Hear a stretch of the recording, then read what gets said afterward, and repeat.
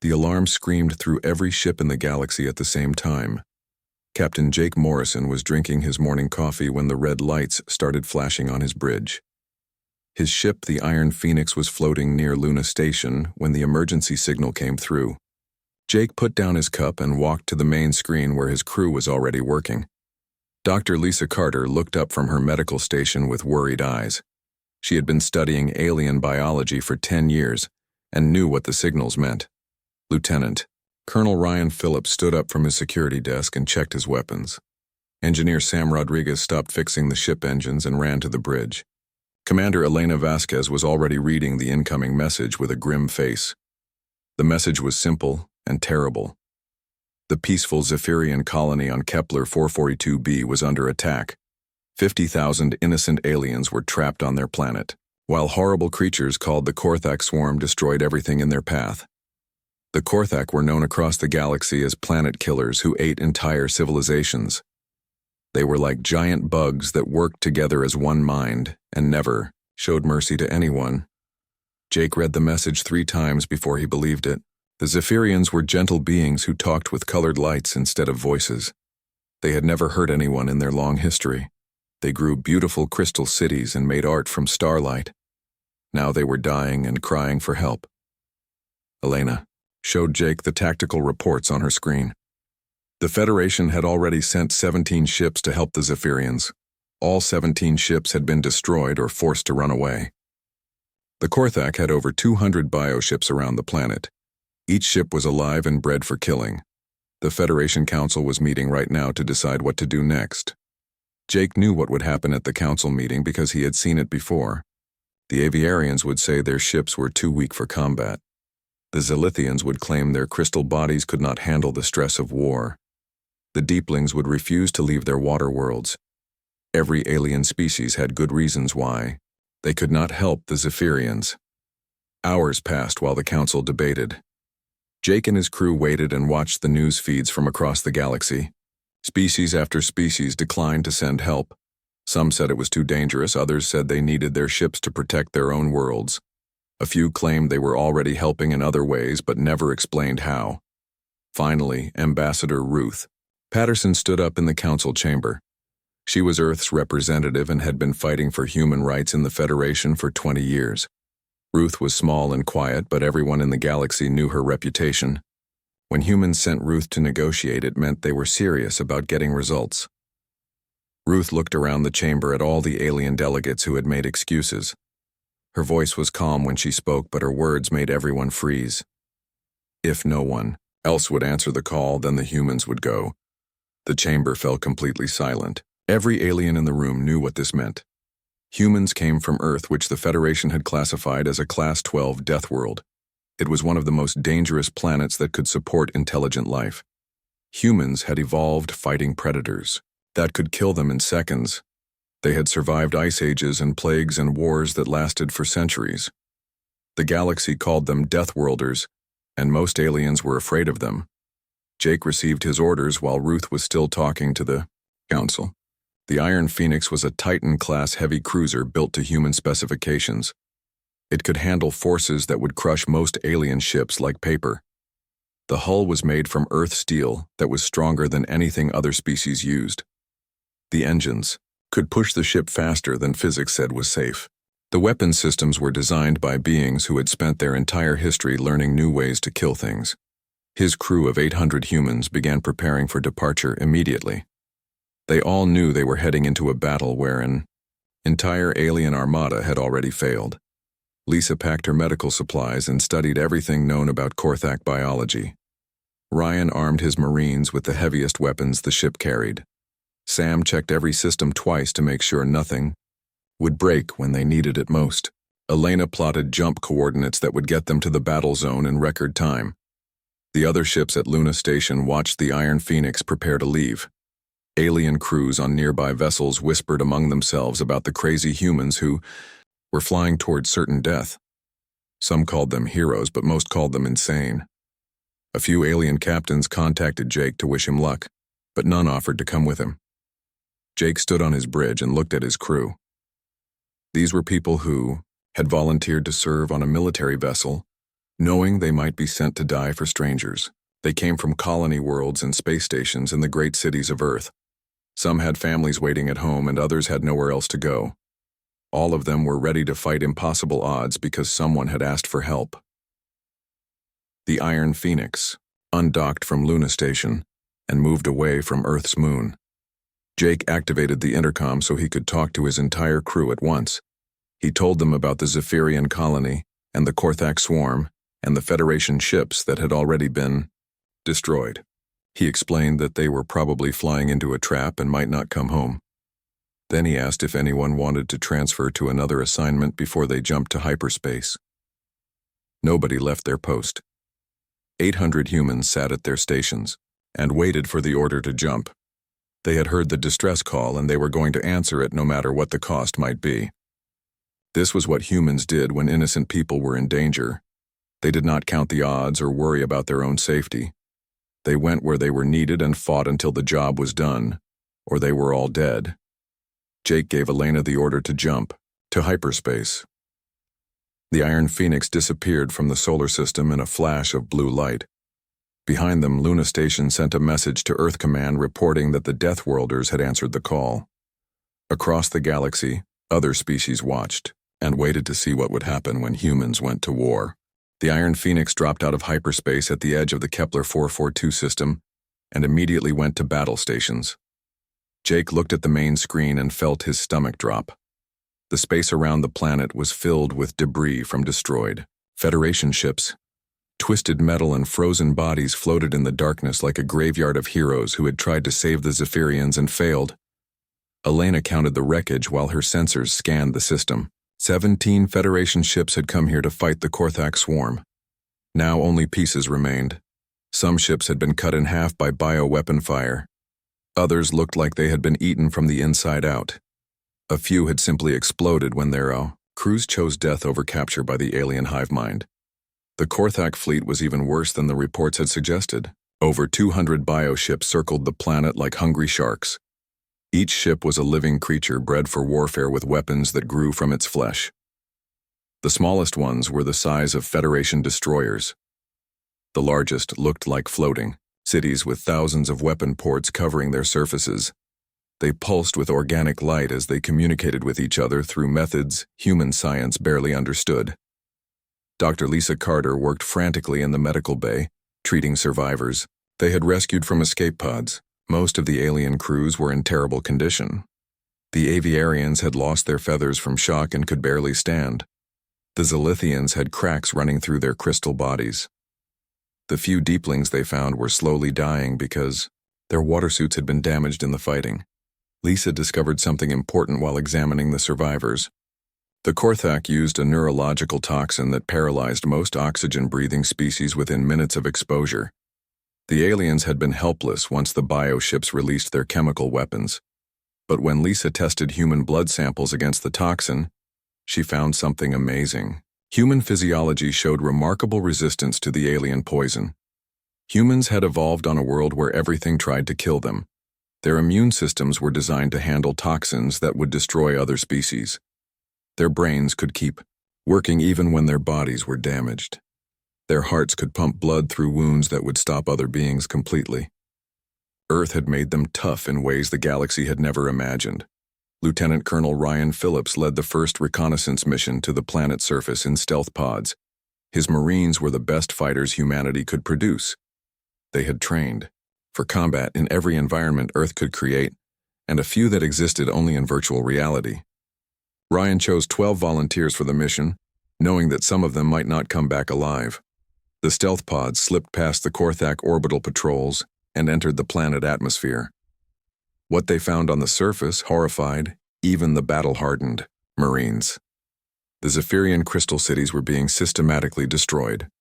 The beautiful beings who communicated through light patterns were being harvested by the Korthak for biological material. Ryan watched through his scope as Korthak ground. Troops herded groups of Zephyrians into processing centers. The aliens looked like giant insects with too many legs and mandibles that dripped acid. They moved with perfect coordination, as if controlled by a single mind. The Zephyrians tried to resist by flashing desperate light signals, but the Korthak ignored their pleas for mercy. The Marines set up hidden observation posts in the ruins of what had once been a magnificent city. They recorded everything they saw and transmitted the data back to the Iron Phoenix. The images were so disturbing that Jake had to stop watching the feeds. These gentle beings who had never hurt anyone were being treated like cattle by an alien species that saw them only as food. A weak signal reached the Iron Phoenix from somewhere on the planet's surface. Prime Lumina Thessarian. The leader of the Zephyrian colony was still alive and hiding with a small group of survivors. Her light patterns were barely visible as the ship translation computer turned them into words. She had thought no one would come because the other species had said it was too dangerous to help them. Jake activated the communications array and sent a message directly to the Zephyrian resistance. His voice was calm, but every human on the ship could hear the anger underneath his words. He told Prime Lumina that humans had come to help and would not abandon them. When she asked if they could really fight the Korthak swarm, Jake gave her an answer that would become famous across the galaxy. He said that humans were Deathworlders, and that too dangerous was their specialty. The message was broadcast to every Zephyrian hiding on the planet's surface. For the first time in weeks, the gentle aliens began to hope that they might survive. Sam Rodriguez worked around the clock modifying the ship systems for combat operations. The Iron Phoenix had been built for war, but Sam knew they would need every advantage against the Korthak bioships. He rerouted power from life support to weapons arrays. He overcharged the engines beyond their safety limits. He installed backup systems for everything that could possibly break during battle. Elena studied the tactical situation from her command post and began planning their attack. Standard Federation doctrine said they should call for reinforcements and wait for a larger fleet. Human doctrine was different. They would hit the enemy hard and fast before the Korthak could fully adapt to their presence. Speed and aggression were the keys to victory against a numerically superior foe. The first engagement came when Korthak scout ships detected the Iron Phoenix and moved to investigate. Most species would have tried to hide or run away from the bioships. The humans did something that shocked every alien monitoring the battle. They attacked immediately with everything they had. The Iron Phoenix opened fire with plasma cannons that could melt asteroids. Missile tubes launched warheads designed to crack planetary surfaces. Point defense systems created walls of energy that vaporized anything that came too close to the human ship. The attack was so sudden and violent that 3 Korthak scouts were destroyed before they could send a warning to the main fleet. But the remaining scout ships were already calling for help. The entire Korthak swarm began moving toward the Iron Phoenix like a cloud of angry insects. Jake knew they had lost the element of surprise, but he did not regret the decision to fight. This was what humans did when they found innocent people in danger. They did not hide or wait for perfect conditions.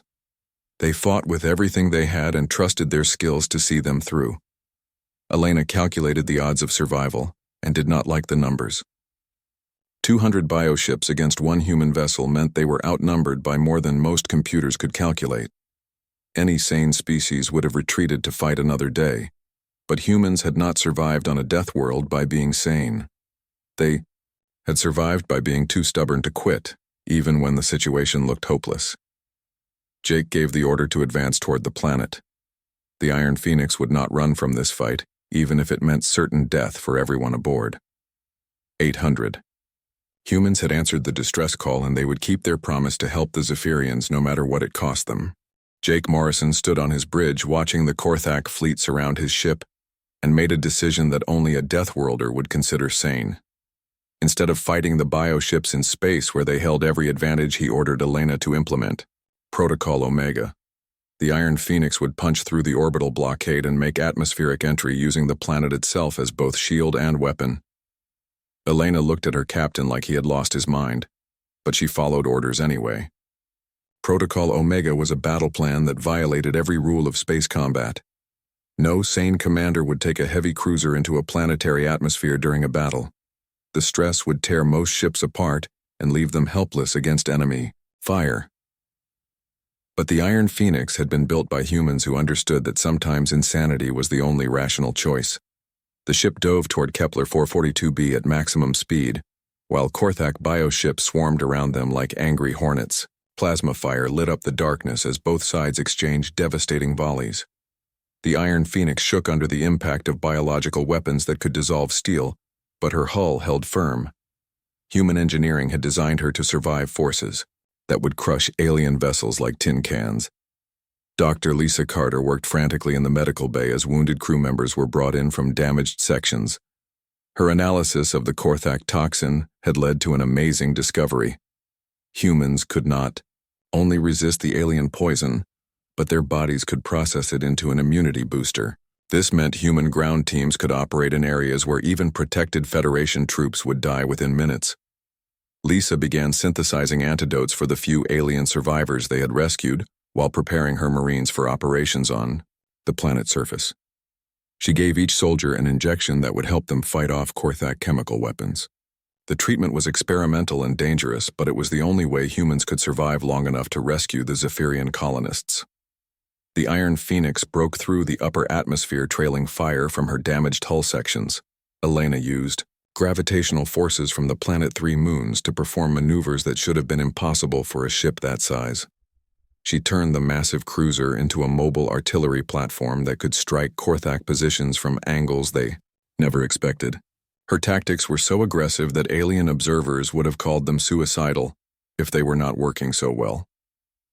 Lieutenant Colonel Ryan Phillips prepared his Marines for the most dangerous mission they had ever attempted: urban combat through crystal cities against an enemy that had evolved specifically for killing. The Korthak ground troops were larger and stronger than humans, but Ryan knew his people had advantages the aliens could not match. Humans were adaptable survivors who could learn new tactics in the middle of a battle. The first drop pods launched from the Iron Phoenix while the ship was still under heavy fire from orbital bioships. Ryan led 200 Marines toward the planet's surface, knowing that some of them would not survive the landing. The pods were designed to penetrate enemy defenses, but the Korthak had weapons that could track and destroy incoming targets. Several pods were hit during the descent and their crews died before they ever reached the ground. Ryan crash-landed in the ruins of what had been a magnificent Zephyrian art district. Crystal sculptures that had taken centuries to grow lay shattered on the ground like broken dreams. The Marines quickly established a perimeter and began moving toward the nearest group of survivors. They used tactics learned from Earth-harshest environments adapted for alien terrain that tried to kill them in new and creative ways. The fighting was brutal and close quarters as human soldiers engaged Korthak ground troops in the narrow passages between crystal buildings. The aliens were faster and stronger, but the Marines had something the hive mind could not understand. They could think independently and adapt their tactics based on changing conditions. When one approach failed, they tried another until they found something that worked. Sam Rodriguez performed miracles in the engine rooms while the ship shook under constant enemy fire. He rerouted power in ways that violated every Federation safety protocol but kept the Iron Phoenix fighting when any other vessel would have been destroyed. His solutions were dangerous and improvised, but they worked because he understood human technology better than anyone else in the galaxy. The Zephyrians hiding throughout the crystal cities watched the humans fight with amazement and terror. These Deathworlders battled with a ferocity they had never witnessed, but they also showed unexpected compassion. When human medics risked their lives to save Zephyrian children, the gentle aliens began to understand why humans were both feared and respected across the galaxy. Prime Lumina Thessarian emerged from her hiding place to meet the human rescue teams. Her light patterns flickered with emotions the translation computers could barely interpret. She had never seen beings fight so hard to save strangers. The humans took wounds that should have been fatal and kept fighting until every Zephyrian in the area was safe. Elena coordinated the battle from orbit while using every trick she had learned during her years of military service. The Iron Phoenix danced between the planet 3 moons like a metal ballet dancer, launching missiles at Korthak positions. She turned asteroid fields into weapons and used solar radiation to blind enemy sensors. Her tactics were so creative that the Korthak hive mind had trouble adapting to her strategies. Dr. Lisa Carter made another crucial discovery while treating wounded Marines. The Korthak invasion was not random or opportunistic. They had been systematically targeting peaceful species while avoiding any system with Deathworld inhabitants. The galaxy predators had learned to fear Earth children and stayed away from systems where humans might respond to distress calls. This revelation changed everything Jake thought he knew about the war.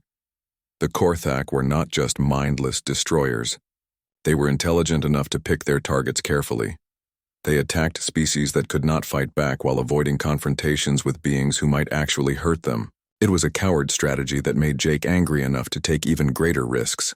The battle raged for hours as human forces pushed deeper into the crystal cities. Ryan Marines rescued thousands of Zephyrian civilians while fighting running battles against Korthak troops that seemed to come from everywhere at once. The aliens had numbers, but humans had determination and the willingness to sacrifice themselves for people they had never met before. But the worst was yet to come. Long-range sensors detected new hyperspace signatures approaching the system.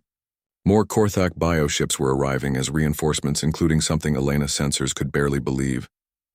The readings showed a vessel the size of a small moon moving toward their position. The Korthak Hive Queen had come to personally oversee the destruction of the human ship. Jake looked at the sensor readings and knew they were facing impossible odds. The Iron Phoenix had already taken heavy damage fighting the original Korthak fleet. Now they would have to face hundreds of additional bioships plus a creature that was older and more dangerous than anything humanity had ever encountered. Any rational commander would order a retreat to save what lives they could. But Jake Morrison was human, and humans did not abandon innocent people no matter how hopeless the situation became. He activated the ship communications array and began composing a message that would be heard across human space. If the Iron Phoenix was going to die fighting the Korthak swarm, then other humans needed to know what had happened here. Someone had to tell the story of 800 Deathworlders who answered a distress call and never came home. The Korthak Hive Queen emerged from hyperspace like a nightmare made real. Jake stared at his sensors and could barely believe what he was seeing. The bioship was the size of a small moon with weapon ports covering every surface. It pulsed with organic light as it communicated with the hundreds of smaller vessels that surrounded it. Behind the Queen came reinforcements that doubled the size of the enemy fleet. Jake knew the Iron Phoenix could not survive against such overwhelming numbers. Standard Federation protocol would be to evacuate as many Zephyrians as possible and retreat to fight another day. But Jake had not come this far just to abandon innocent people when they needed help the most. He activated the ship communications array and began broadcasting on frequencies that would reach every human settlement within range. His message was simple and direct. Children of Earth, the innocent are dying. Who answers the call? Jake did, not ask for official Federation support or military reinforcements. He spoke directly to the human colonies and deep space stations and merchant ships that carried Earth genes to the farthest corners of the galaxy. These were people who understood that sometimes you had to fight impossible odds because it was the right thing to do. Elena monitored the communication networks while coordinating defensive fire against the approaching Korthak fleet. She did not expect anyone to answer Jake's desperate call for help. They were too far from major human settlements, and the journey would be dangerous for any ship that tried to reach them. Most rational beings would decide that 800 lives were not worth risking thousands more in a hopeless battle. But Elena had forgotten something important about humans. They were not rational when innocent people needed help. Within hours, hyperspace signatures began appearing throughout the system. Not Federation ships with official orders and proper equipment. Human vessels of every description started dropping out of hyperspace like a metal rainstorm. Colony defense boats and converted merchant ships and research vessels mounting improvised weapons. The reinforcements came from across human space with crews that had volunteered for the most dangerous mission possible. The frontier colony of New Texas sent 3 cattle haulers that had been converted into missile boats. The mining consortium at Asteroid Belt Station 7 dispatched ore haulers loaded with kinetic projectiles that could punch holes through starship hulls. The research station at Proxima Centauri arrived with experimental weapons that violated several galactic treaties. Most surprising was the appearance of the human penal colony ship Second Chance. The vessel carried a crew of reformed criminals who had volunteered to serve their sentences by helping other people. When they heard Jake call for help, they immediately changed course and headed toward the battle zone. Nobody asked why convicted, Felons wanted to risk their lives for alien civilians. Everyone understood that some things mattered more than past mistakes. Dr. Lisa Carter worked frantically to develop a bioweapon specifically designed to target Korthak physiology. It was something only a Deathworld doctor would conceive because it required understanding how to kill things in ways that other species found disturbing. Lisa had studied alien biology for years, but she had also grown up on Earth, where everything tried to eat everything else. She knew how to make poisons that would work. Lieutenant Colonel Ryan Phillips led a multi-ship marine assault on the Hive Queen itself, while the battle raged around them. His troops used boarding pods to punch through the creature biomechanical armor and fight their way toward its vital organs.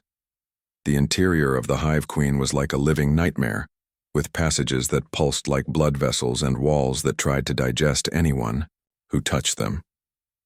The Marines advanced through corridors filled with acidic atmosphere that would have killed most oxygen-breathing species within minutes.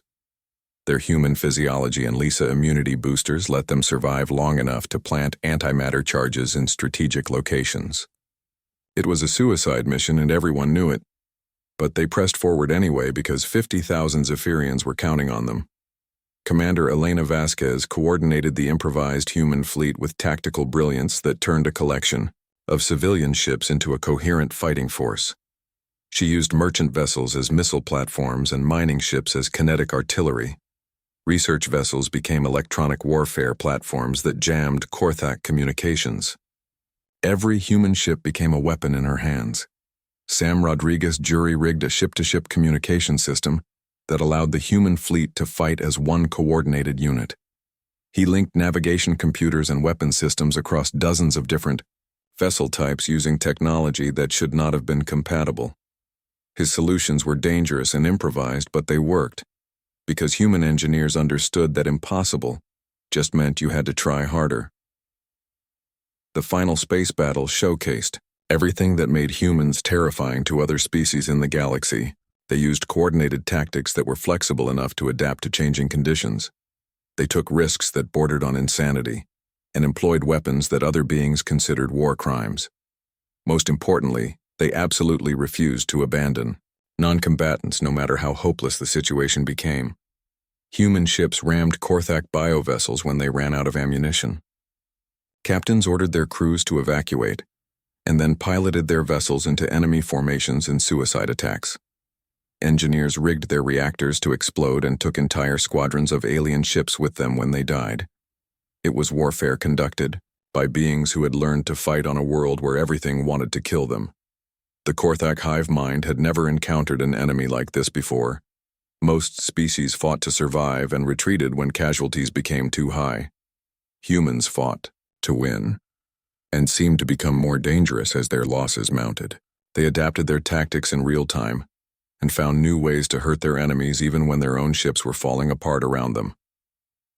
Jake coordinated the fleet battle from his damaged bridge, while fires burned in sections of his ship that had been hit by bioweapon fire. The Iron Phoenix was barely holding together, but she kept fighting because her crew refused to give up. Human damage control teams worked miracles keeping weapons online and engines running when any other vessel would have been declared a total loss.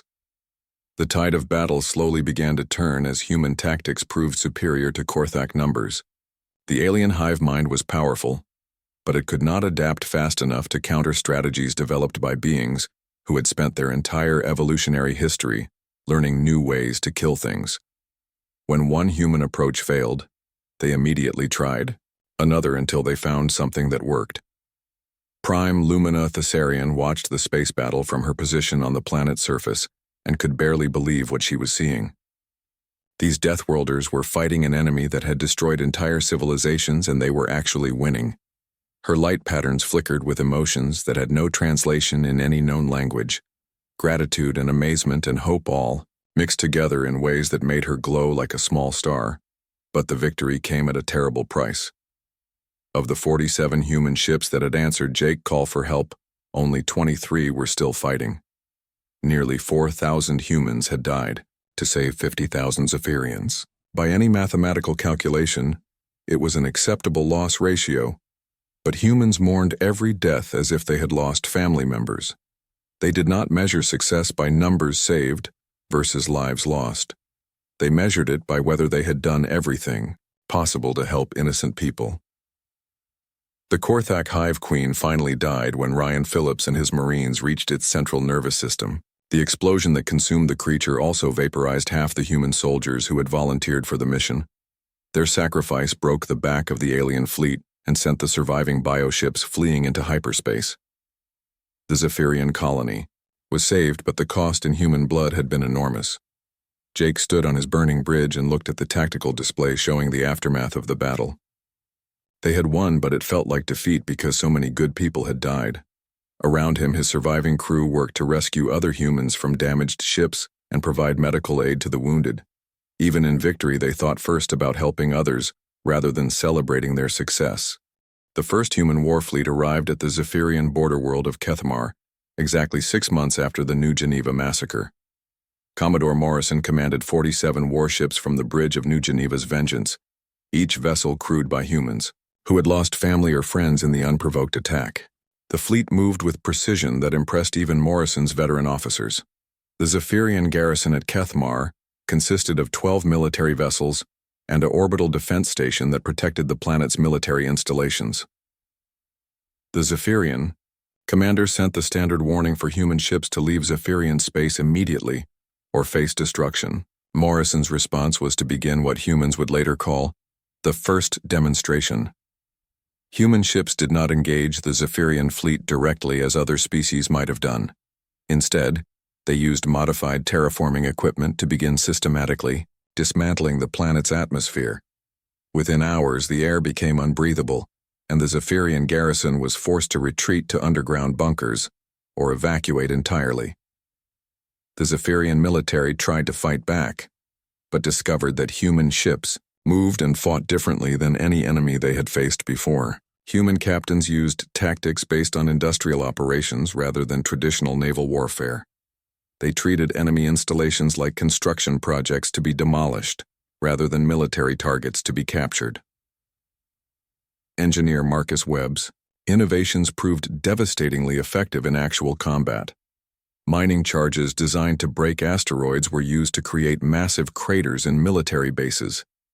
Atmospheric processors that could terraform dead worlds in decades were modified to make living planets uninhabitable in hours. The Zephyrians realized too late that they were facing an entirely new form of warfare. Admiral Lisa Grant's fleets moved through Zephyrian space like a systematic demolition operation. Human forces did not simply conquer enemy worlds, but completely dismantled the infrastructure that supported Zephyrian civilization. Power plants, communication networks, transportation systems, and industrial facilities were all destroyed with industrial precision. The Zephyrians tried to negotiate after losing their first 3 border systems, but Admiral Brooks refused all communication attempts. The humans had learned from New Geneva that the Zephyrians only understood force and would interpret any willingness to talk as weakness. There would be no negotiations until the Zephyrian Empire ceased to exist as an organized threat. Captain Tony Blake led the first human ground assault on a Zephyrian-controlled world that held enslaved populations from other species. Blake's forces used tactics that confused and terrified the Zephyrian defenders. Instead of trying to conquer the planet for human use, the ground forces organized the enslaved populations to govern themselves under human protection. The liberated slaves became allies who provided intelligence about Zephyrian operations and helped human forces locate hidden military installations. Blake discovered that humans had a unique talent for inspiring loyalty among populations that other species had conquered through fear. Former slaves fought alongside human soldiers with a dedication that amazed even experienced human officers. War Prince. Zektar finally understood that he was facing a threat unlike anything in Zephyrian military history. The humans were not trying to conquer territory or demand tribute like other galactic powers. They were systematically destroying everything that made Zephyrian civilization possible. Zektar requested reinforcements from the Zephyrian home fleet, but was told that other human forces were attacking Zephyrian positions throughout the Empire. The Krathari hegemony decided to take advantage of the conflict between humans and Zephyrians by attacking Zephyrian territory from another direction. The Crithari believed that both empires would exhaust themselves fighting each other, leaving the Crithari free to claim the best systems for themselves. They did not understand that humans viewed any attack during the war as an act of aggression that would be answered with total retaliation. Admiral Grant received reports of Crithari movement into Zephyrian space and immediately redirected part of her fleet to intercept them. The Crithari expected to face weakened Zephyrian forces, but instead found themselves confronting fresh human warships equipped with weapons they had never seen before. The Crithari were renowned throughout the galaxy as fierce warriors who never retreated from battle, but they discovered that individual courage meant nothing against human industrial warfare. Human ships systematically destroyed Crithari vessels using mining equipment, construction tools, and terraforming technology that had been weaponized beyond recognition. The Nexari Empire watched the expanding conflict with growing concern. Their intelligence services reported that human technology was advancing at an impossible rate, and that human industrial capacity far exceeded what any previous analysis had suggested. The Nexari began making secret preparations for possible conflict with humanity, while publicly maintaining their neutrality. Commodore Morrison's fleet reached the heart of Zephyrian space, after destroying every military installation in their path. The planets they left behind were not conquered in the traditional sense but were completely transformed. Former Zephyrian worlds became staging grounds for further human operations, as liberated populations eagerly supported the forces that had freed them from oppression. Morrison stood on his bridge and studied the tactical display showing Zephyrian fleet positions around their capital system. The enemy still had significant military forces, but they were demoralized and confused by facing tactics that violated every established rule of galactic warfare. Human forces treated war like an engineering problem with a final solution, the IBI. Battle for the Zephyrian capital system lasted 18 hours and demonstrated the full extent of human strategic innovation. Morrison's fleet did not attempt to capture the heavily defended capital world, but instead used Marcus Webb's seismic weapons to trigger massive earthquakes that destroyed military installations from below. War Prince Zektar made his final stand. Aboard his flagship in orbit around the Zephyrian capital, he still commanded powerful warships and believed that Zephyrian military tradition would eventually triumph over human technology. Zektar challenged Morrison to personal combat, believing that defeating the human commander would demoralize the entire human fleet. Morrison accepted the challenge and boarded Zektar's flagship with a small team of human soldiers. The two commanders fought with ancient weapons in the Zephyrian tradition, but Morrison had spent months preparing for this moment. When Zektar died, the last organized Zephyrian resistance collapsed as their remaining forces surrendered or fled. The fall of the Zephyrian Empire sent shockwaves throughout the galaxy. No major galactic power had been completely destroyed in over 1,000 years, and the speed of human victory terrified other species who had considered themselves safe from serious military threats. The humans had accomplished in 18 months what should have taken decades of traditional warfare. Admiral Brooks arrived at the former Zephyrian capital to oversee the establishment of human administration over the conquered territories. Brooks felt no satisfaction in the victory because he knew that the war was far from over. The Crithari had attacked human forces during the campaign, marking themselves as enemies that would have to be dealt with. Dr. Helen Ross's strategic analysis showed that the galaxy would never be safe for humanity as long as other empires existed, with the power to threaten human colonies. The New Geneva massacre had proven that peaceful coexistence was impossible when dealing with species that viewed violence as an acceptable tool of policy. Captain Blake's ground forces began the process of reorganizing former Zephyrian territory under human guidance. Unlike traditional conquerors who imposed their own culture on defeated populations, humans focused on helping local species develop their own governments under the protection of human military power. The transformation of Zephyrian space proceeded with the same systematic efficiency that had characterized the military campaign. Former slave worlds became independent planets with constitutions based on human principles, but adapted to local cultures. Trade networks were rebuilt to benefit local populations rather than distant imperial masters. Throughout human space, civilians celebrated the victory but also prepared for the next phase of the war. Everyone understood that the Krathari and Nexari empires posed continuing threats to human survival. The lesson of New Geneva was that humanity could never again allow potential enemies to choose the time and place of conflict. Marcus Webb and his engineering teams worked to develop even more advanced weapons for the campaigns that would surely come. The technologies that had destroyed the Zephyrian Empire would be improved and refined for use against enemies who now understood what they were facing. Admiral Grant's shipyards operated at maximum capacity to replace losses from the Zephyrian campaign and build new vessels for expanded operations. The human war machine that had seemed impossible just 2 years earlier was now the most powerful military force in the galaxy, and it was still growing. Morrison looked at the tactical displays, showing Krathari and Nexari fleet positions, and felt the same cold determination that had driven him through the Zephyrian campaign.